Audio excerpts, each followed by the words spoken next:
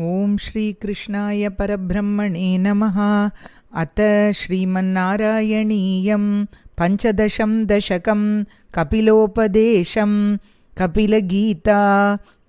मतिरिह गुणसक्ता बन्धकृत्तेष्वसक्ता त्वमृतकृत उपरुन्दे भक्तियोगस्तु सक्तिं महदनुगमलभ्या भक्तिरेवात्र साध्या कपिलतनुरिति त्वं देवहूत्यै न्यगादीः।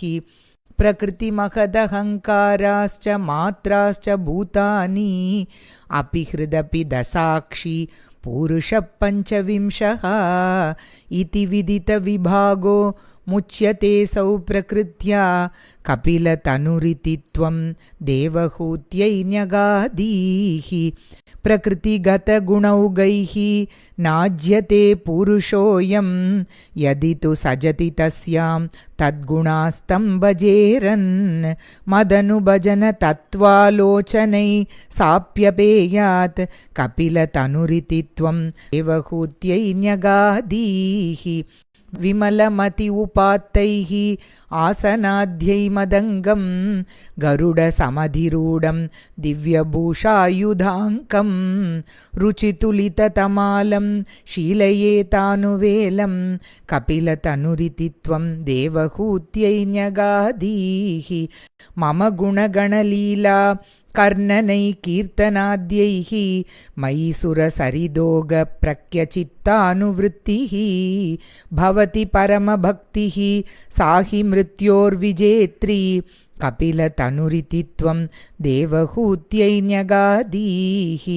अहह बहुलहिंसा सञ्चितार्तै कुटुम्बं प्रतिदिनमनुपुष्णं स्त्रीजितो बाललाली विशतिः गृहसक्तो यातनां मय्यभक्तः कपिलतनुरिति त्वं देवहूत्यै न्यगादीः।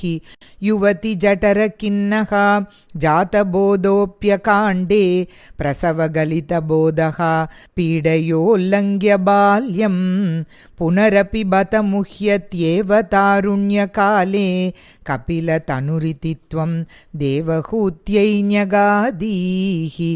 पितृसुरगणयाजी धार्मिको यो गृहस्थः स च निपतति काले दक्षिणाद्वोपगामी मयि निहितम् अकामं कर्म तु उदक्पदार्थं कपिलतनुरिति त्वं देवहूत्यै न्यगादीः।